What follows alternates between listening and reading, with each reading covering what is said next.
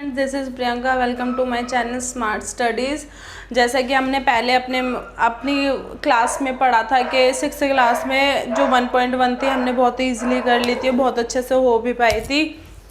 अब हम उसी का सेकंड पार्ट लेकर आ रहे हैं, क्लास 6 एक्सरसाइज 1.2। तो आपको ये एक्सरसाइज बिल्कुल ध्यान से देखनी है। क्यों? क्योंकि इसमें वर्ड प्रॉब्लम है। वर्ड प्रॉब्लम में बच्चों को बहुत प्रॉब्लम होती है जिससे वो है ना सामना भी नहीं कर पाते और बच्चों को लगता है अरे यार छोड़ो, अब क्या वर्ड प्रॉब्लम करनी है, रट के चले जाएंगे या फिर कुछ नहीं है तो सिर्फ आंसर लिखाएंगे, प्लस माइनस कराएंगे, पर वर्ड प्रॉब्लम नहीं करते। तो मैं आपको आसान सा तरीका बताऊंगी जिससे आप वर्ड प्रॉब्लम भी बहुत ही ईजिली कर पाओगे और आपका सारा मैथ्स भी बहुत अच्छे से हो जाएगा। तो आइए स्टार्ट करते हैं अपनी वीडियो। मेरे चैनल को लाइक, शेयर और सब्सक्राइब करना मत भूलना। चलो, तो 1.2 में सबसे पहला क्वेश्चन जो है हमारा, सबसे पहला क्वेश्चन हमारा दे रखा है, a book exhibition was held for 4 days।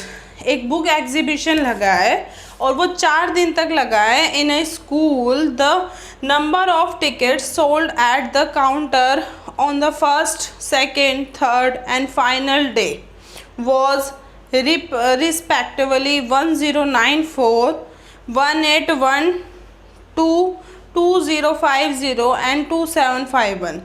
Find the total number of tickets sold on all the 4 days।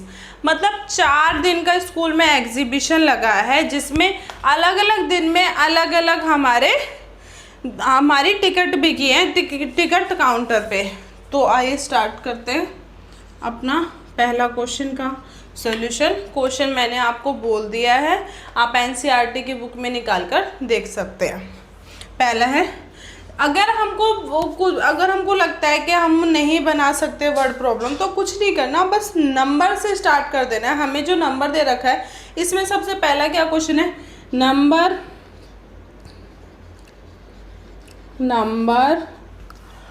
Of tickets sold on first day। जो हमारी पहले दिन फर्स्ट डे कितनी टिकट सोल्ड हुई हैं, 1094।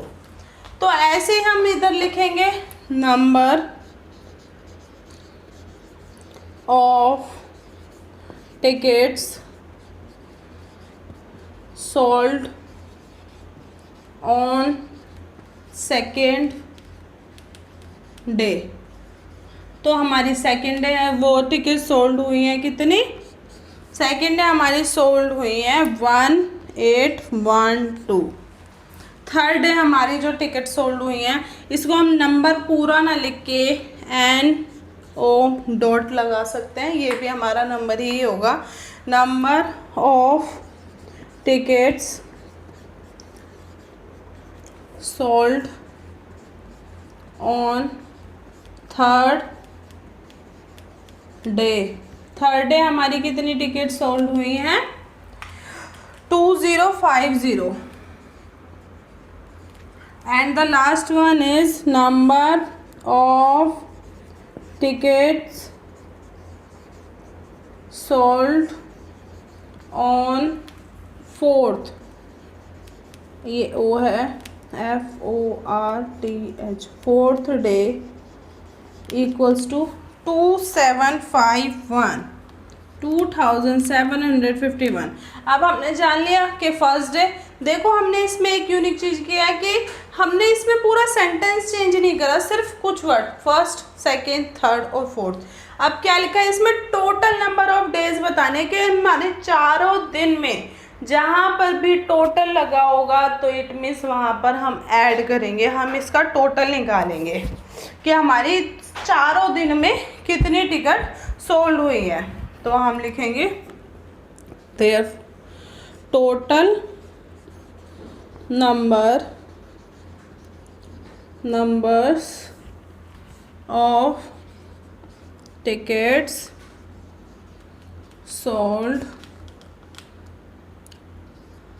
on all the 4 डेज कैसे कैसे हमारी हुई हैं, सबसे पहले 1094 प्लस 1812 प्लस और 2050 प्लस 2751, तो इसका हमारा टोटल आ जाएगा 7707। कुछ गलत है, ठीक है। तो ये हमारा फर्स्ट क्वेश्चन था जो हमारा कंप्लीट हो चुका है। Number of ticket sold on first day, हमारी चारों दिन की जो टिकट सोल्ड हुई हैं वो ये हैं 7707। आइए अब नेक्स्ट क्वेश्चन पे जाते हैं।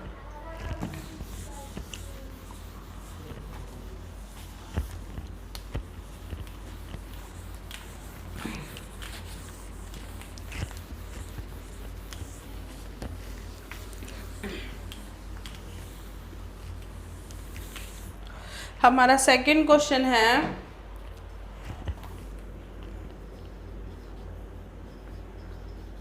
क्वेश्चन नंबर 2 मैं पढ़ देती हूँ।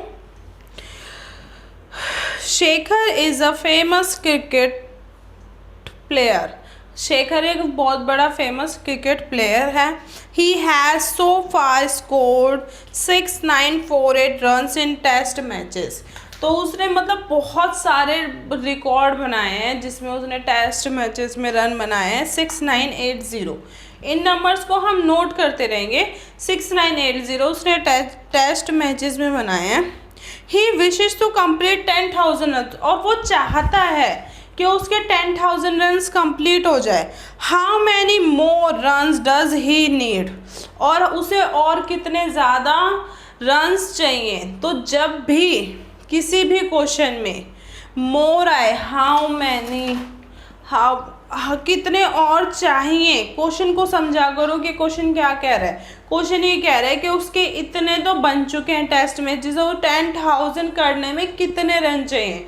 तो इट मीन्स जो टोटल नंबर होगा उसमें से हम उसको माइनस करेंगे। तो आइए सोल्यूशन पे चलते हैं।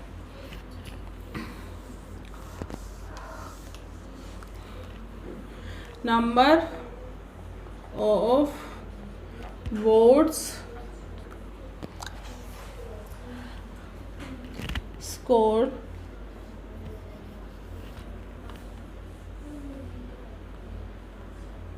secured by the successful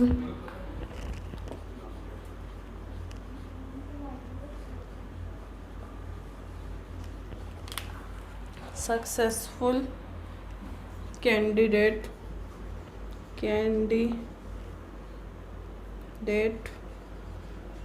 is equal to, कुछ गलती है। अच्छा। अब हम सेकंड स्टार्ट करते हैं।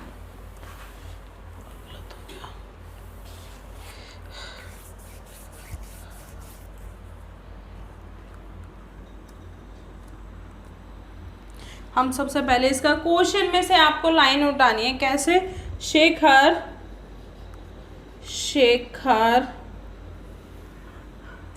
हैज़ so far स्कोर्ड, कितने रन बनाया उसने, इज इक्वल टू 6980 रन्स। उसने इतने रन बनाए हैं। ही wishes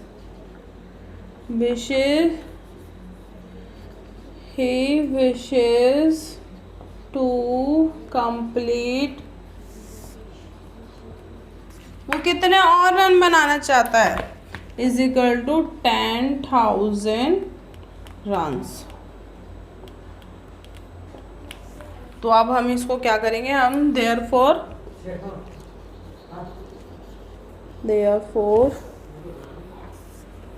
total number of runs total number of runs needed, कितने चाहिए उनको, नीडेड बाय हिम कितने चाहिए, is equal to 10,000 minus 6980 runs. तो हम इसमें से इसको, अब इसको कैसे माइनस करते हैं, इसमें बच्चे बहुत गलती करते हैं। कैसे करेंगे हम इसको माइनस, पहले हम करेंगे नंबर लिखें 1000, 10,000 लिख दिया, इस डिजिट को उतारेंगे, हम यहाँ से स्टार्ट करते हैं, हम अपने राइट से डिजिट को पीछे से 0, 8, 9, 6। अब बच्चे क्या करते हैं कि 0 से 0 हो गया, अब 8 में से 0 जाएगा तो 8 होगा, बट ऐसे कुछ नहीं होता, 0 का 0 जाता है क्योंकि नीचे 0 ही है, पर 8 बड़ा नंबर है 0 से, तो ये इससे लेगा, अब इसके पास भी नहीं है, ये इससे लेगा, इसके पास भी नहीं है तो ये इससे लेगा, तो ये इसको देगा, ये 1 था, ये 0 हो गया 10, 10 हो गया, अब 10 इसको दे देगा, ये हो जाएगा 9, ये हो गया 10, फिर ये इसको दे देगा, हो जाएगा 9, ये हो गया 10, 10 में से गए 2, 9 में से 9 गए 0, 9 में 6 गए 3, तो हमारा आंसर आ गया। उसे और कितने रन्स चाहिए, 3020 रन्स। ये हमारा सेकंड क्वेश्चन भी कंप्लीट। क्वेश्चन नंबर 3 जानेंगे।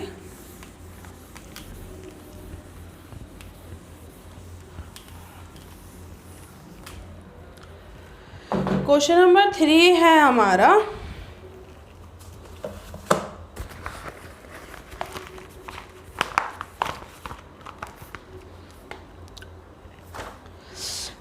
क्वेश्चन नंबर 3 है हमारा, in an election the successfully candidate registered 5,77,500 votes and his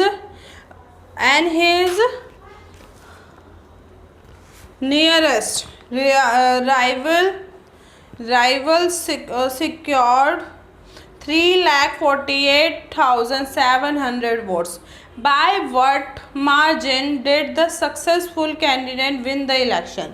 मतलब एक इलेक्शन हुआ है जिसमें एक टीम को मिले हैं 5,77,500 वोट्स, और उसकी जो अगेंस्ट है, उसकी जो प्रतिरोधक टीम है, मतलब जिसे वो मतलब अपोजिट पार्टी है, उसको मिले हैं 3,48,700 वोट्स। अब इन दोनों के मार्जिन के हिसाब से बताना है कि इन दोनों में कितना डिफरेंस है। नंबर, अब हम इसको क्वेश्चन नंबर 3 को स्टार्ट करेंगे। Number of votes secured by the successful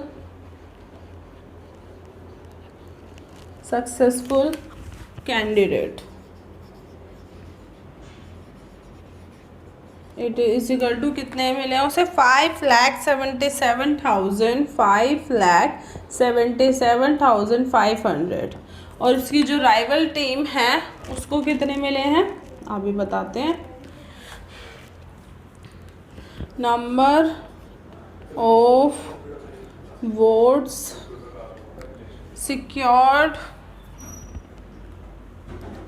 secured by the rival candidate, कितने मिले हैं उसे, 3,48,700 वोट्स। ठीक है, अब ये हमारे हो गए हैं। अब इसमें हमें बताना है कि इनका margin, therefore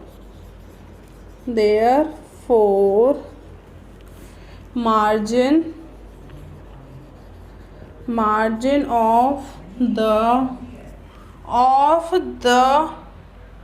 of votes to win the election is equal to, इनको एक दूसरे से माइनस कर देंगे। 5,77,500 को माइनस कर देंगे 3,48,700। इन दोनों को माइनस करके हमारा आंसर निकलेगा 2,28,800। तो होप सो आपको ये भी समझ में आ गया होगा। अब नेक्स्ट क्वेश्चन पे जाते हैं।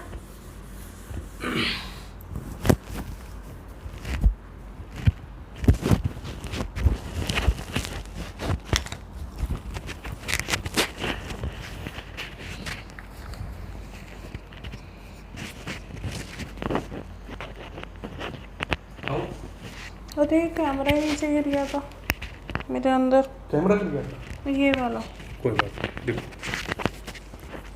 अंदर अंदर चला गया था। तो खराब हो गई होगी वीडियो। पता नहीं, मैंने बाद में ध्यान दिया। ये हिल रहा है।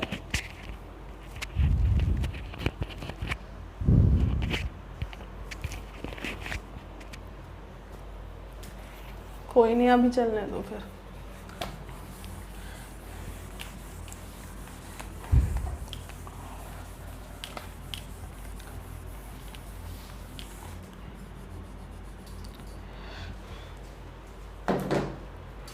क्वेश्चन नंबर 4 करेंगे।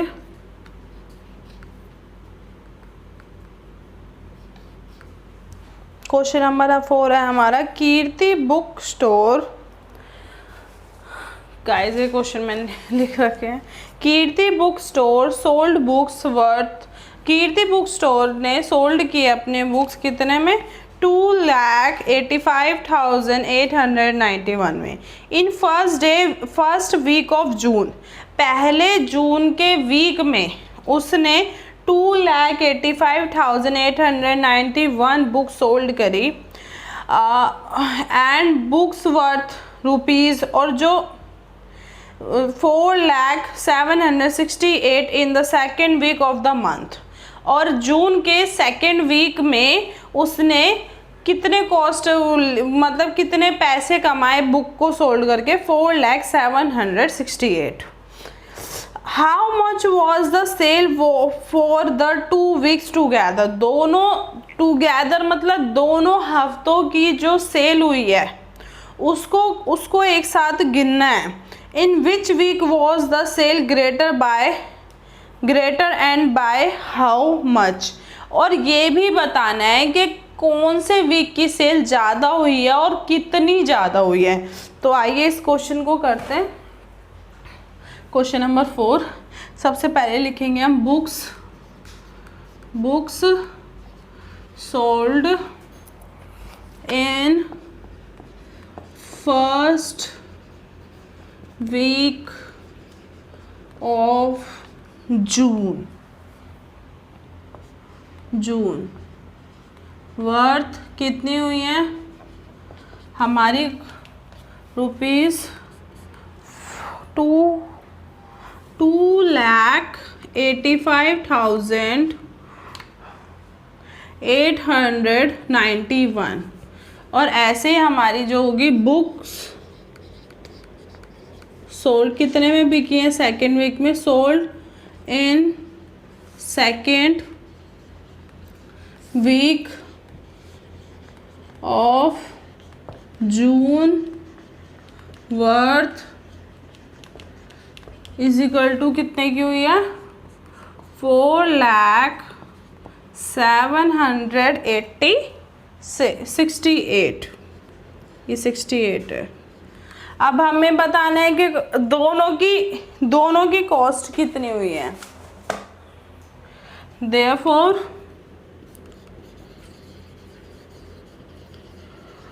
Total number of total sale of book in 2 weeks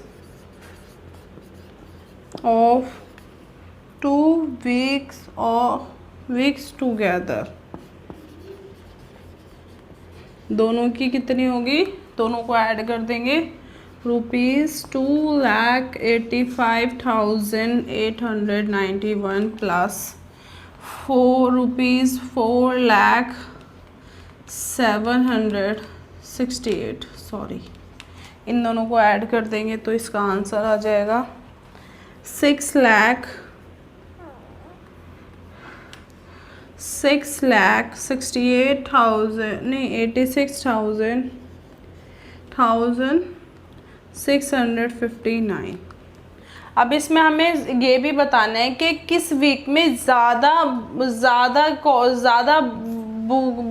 पैसों की बुक्स बिकी हैं। तो second week of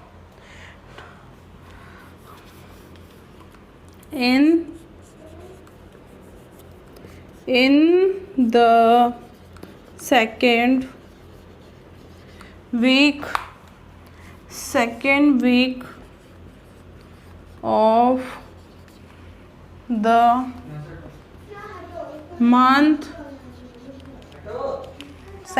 of the month, the sale of books are greater। कितनी ग्रेटर आएंगी वो अभी हम बताएंगे।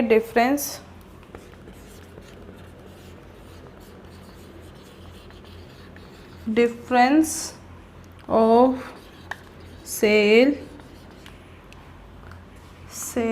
Of books is equal to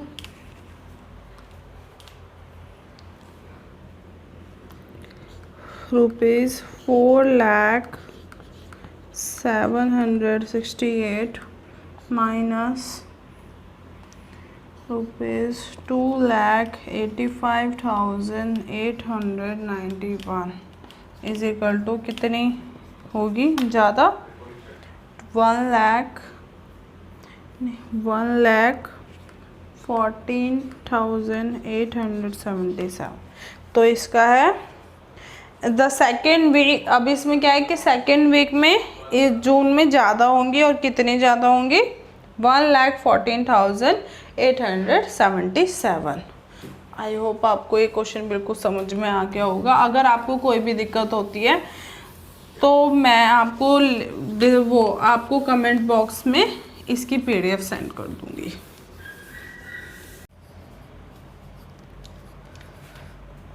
करो।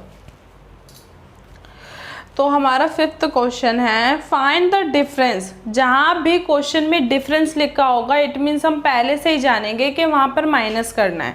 जैसे कि अभी हम क्वेश्चन में लिखा है हमारा find the difference between the greatest and the least number. अब ये बात हमेशा याद रखनी है कि ग्रेटेस्ट नंबर मतलब जो सबसे बड़ा नंबर होता है, एंड द लीस्ट नंबर वो होता है जो सबसे छोटा नंबर होता है। That can be written using the digit. आपको एक डिजिट दे रखी होगी, उसी नंबर का आपको ग्रेटर नंबर भी बनाना है और इसी का लीस्ट नंबर भी बनाना है और उन्हीं दोनों का डिफरेंस पता करना है। तो आइए हम नंबर जानते हैं। सबसे पहले नंबर है इसमें जो नंबर हमें 6, 2, 7, 4, 3, तो ये हमारे नंबर दे रखे हैं। अब इसमें हम जानेंगे जो हमारा इसमें सबसे पहले हम जानेंगे अपना सबसे बड़ा नंबर। तो हम यहाँ डालेंगे गिवन डिजिट हमें दे रखी है, हमें डिजिट दे रखी है कौन सी, गिवन डिजिट्स कौन कौन से, 6, 2, 7, 4, 3। अब इसी का हमें ग्रेटेस्ट नंबर लिखाना है। यहाँ पे लिखेंगे ग्रेटेस्ट नंबर। इसका ग्रेटेस्ट नंबर करने का बहुत आसान तरीका है, जैसे हम डिसेंडिंग ऑर्डर में करते हैं ना, बड़े से छोटा, ऐसे हम कर देंगे। इन सब में से सबसे बड़ा क्या है, 7, फिर 6। अब इसमें हम कोमा नहीं लगाएंगे क्योंकि हम पूरी डिजिट बना रहे हैं इसको, ये नंबर अलग अलग है। पर ये एक साथ बोले जाएंगे। 7 6 फिर 4 3 और ये 2, ये हमारा हो गया ग्रेटेस्ट नंबर। और इसी का लीस्ट नंबर निकालेंगे, लीस्ट नंबर। तो हमारा जो लीस्ट नंबर निकलेगा हम इसी का ऑपोजिट कर देंगे, मतलब असेंडिंग ऑर्डर में जाएंगे छोटे से बड़ा। तो 2 3 4 6 7, ये हमारा हो गया लीस्ट नंबर। अब इन दोनों का हमें डिफरेंस जानना है, तो हम क्या करेंगे, therefore difference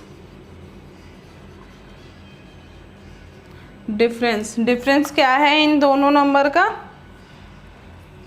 is equal to 7 6 4 3 2 -2 3 4 6 7। अब इन दोनों को माइनस कर देते हैं, 7 6 4 3 2 2 3 4 6 7। अब 2 में से 7 नहीं जा सकता, तो हम साइड वाले से कैरी ले लेंगे। ये हो गया 2 और ये हो गया, ये तो 2 था, ये हो गया 12। 12 में से 7 गए, 12 में से 7 गए तो 5 बचे। 2 में से 6 नहीं जाएंगे, तो ये साइड वाले से लेंगे, हो जाएगा 3 और ये हो गया 12। 12 में से 6 गए 6, 3 में से फिर 4 नहीं जाएगा, तो ये साइड वाले से ले लेगा, ये होगा 5 और ये होगा 13। 13 में से 4 गए तो 9 बचे, 5 में से 3 गए 2 और 7 में से 2 गए 5। तो हमारा जो डिफरेंस बच गया है इन दोनों बीच का, तो डिफरेंस हमारा हो गया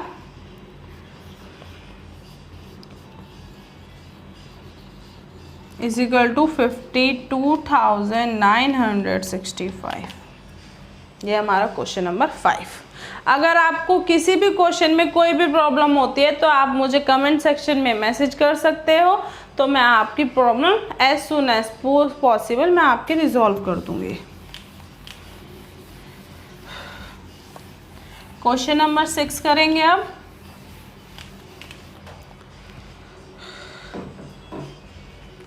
क्वेश्चन नंबर 6 करेंगे। क्वेश्चन नंबर 6 है हमारा, अ machine on an average manufactures 2000 to 825 screw a day। एक मशीन एक दिन में, मतलब एक दिन में एक एवरेज निकाल कर कह सकते हैं कि एक मशीन एक दिन में 2825 स्क्रू मैन्युफैक्चर करती है, मतलब बनाती है। How many screw did it produce in a month of January 2006। अब वो कह रहा है कि अगर वो एक दिन में 2825 स्क्रू मैन्युफैक्चर करती है, तो वो जनवरी के महीने में 2006 के वो कितने स्क्रू मैन्युफैक्चर करेगी। तो सबसे पहले हम जानेंगे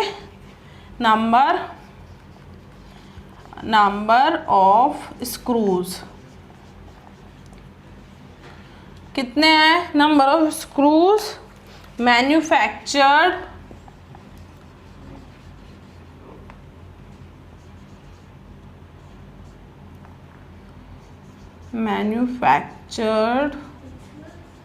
in a day। कितने करते हैं, 2825 इतने करते हैं। अब इसमें हमें जानना है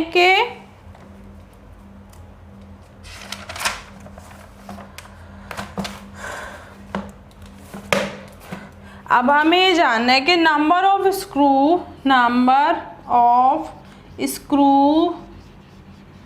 मैन्युफैक्चर्ड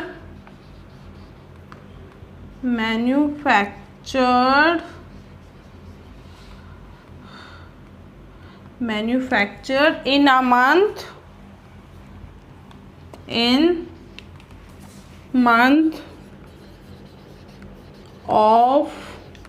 month of January 2006। अब जनवरी के मंथ में कितने डेज होते हैं, 31 डेज होते हैं। तो हम क्या करेंगे, इसको 31 2825 नहीं 31 मल्टीप्लाई बाय 2825। हम इसको मल्टीप्लाई कर देंगे, चलो मल्टीप्लाई कर देते हैं। यहाँ कर रही हूँ मैं रफ 2825 31 1 2 1 5 ज़ा 5 1 2 ज़ा 2 1 8 ज़ा 8 1 2 ज़ा 2 3 5 ज़ा 15 3 2 ज़ा 6 7 3 8 ज़ा 24 3 2 ज़ा 6 6 7 8। अब इसको ऐड 7 15 4 5 6 7 और ये 8। तो वो एक महीने में कितने स्क्रू मैन्युफैक्चर करते हैं?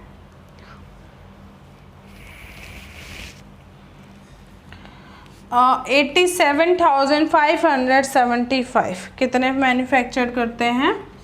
87,575। आपको होप आपको ये सब समझ में आ गया होगा। नेक्स्ट क्वेश्चन,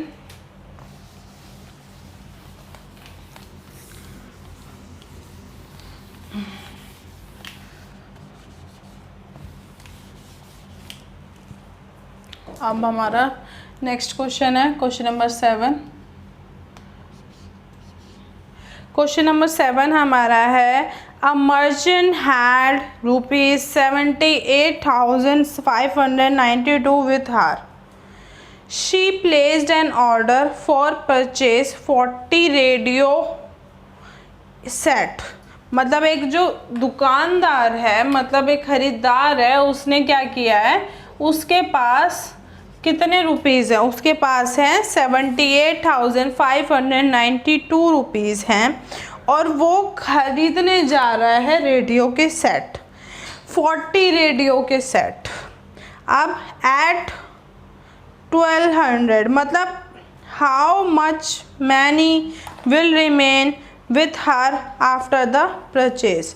अब इसमें बता रहे हैं कि जो एक क्या है, एक आदमी जा रहा है, वो क्या कर रहा है, अपने रेडियो के सेट खरीदने जा रहा है। जो वो 40 सेट खरीदेगा उसके पास रुपीज़ है 78,782 नहीं 78,592।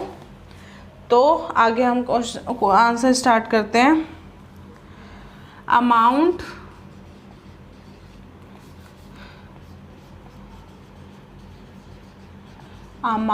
ऑफ मनी, कितनी मनी है उसके पास? Amount of money with the merchant is equal to कितनी है? 78,592। अब जिसमें से उसे number of radio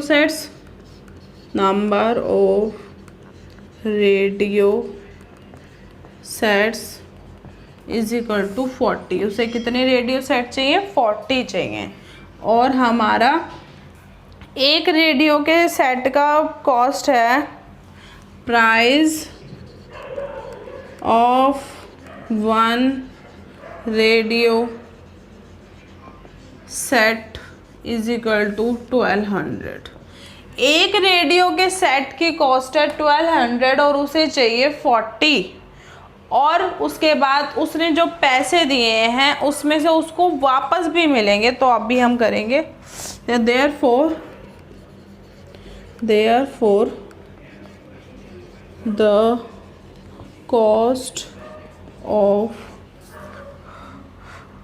of 40 radio sets is equal to क्या करेंगे, 40 मल्टीप्लाई बाय 1200। तो इसका तो हो जाएगा, यहाँ कर लेते हैं 1200 मल्टीप्लाई बाय 40, 0 0 0 0 0 0 0 4 2 जा 8, 48,000 48,000। अब हमें ये तो पता चल गया कि हमारे 40 रेडियो के 40 रेडियो के सेट 48,000 में आएंगे, पर उसने अमाउंट कितना है 78,000। तो अब हम इसमें क्या करेंगे, remaining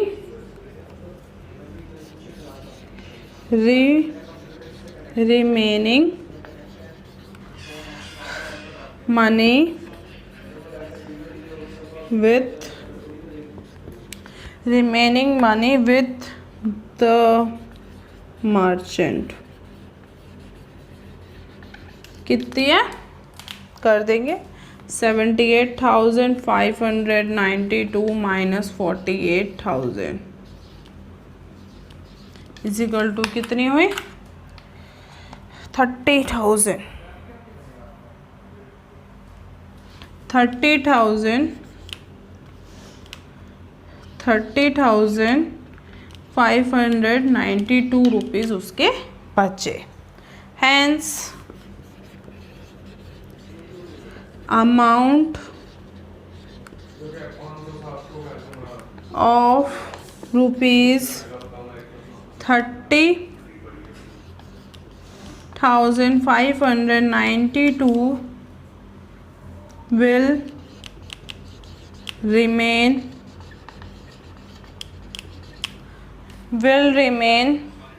with her after purchasing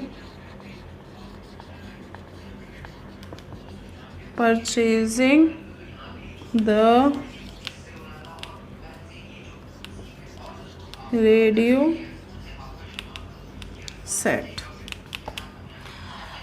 तो गाइस होप सो आपको ये सारे क्वेश्चन समझ में आ गए हों। आगे की वीडियो मैं इसके आगे डालूंगी, क्योंकि अभी इसमें थोड़े से क्वेश्चंस बचे हैं। 8, 9, 10, 11, 12 सिर्फ 5 क्वेश्चन बचे हैं। तो इस वीडियो को कंटिन्यू देखने के लिए मेरे चैनल को लाइक, शेयर, सब्सक्राइब कर देना और मेरे साथ जुड़े रहना स्मार्ट स्टडीज़ में। Thank you.